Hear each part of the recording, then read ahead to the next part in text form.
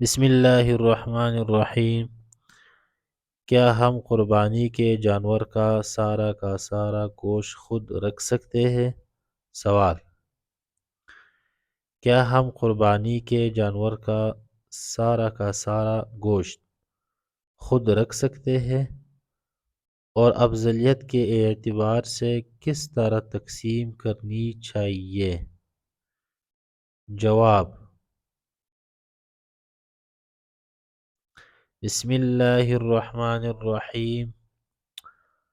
افضل و بہتر یہ ہے کہ آدمی قربانی کا گوشت 3 حصوں میں تقسیم کر کے ایک حصہ غریبوں میں اور ایک حصہ رشتہ دار اور دوست و احباب میں تقسیم کرا دے، یا اس سے ان کی دعوت کر دے، اور ایک حصہ اپنے اہل خانہ کے لیے رکھے، اور اگر اس میں کچھ کمی بیشی کرے یا سارا گوشت اپنے اہل خانہ کے لیے رکھ لے تو یہ بھی جائز ہے، بلکہ ضرورت کی صورت میں سارا گوشت اہل خانہ کے لیے رکھ لینا مندوب و بہتر ہے۔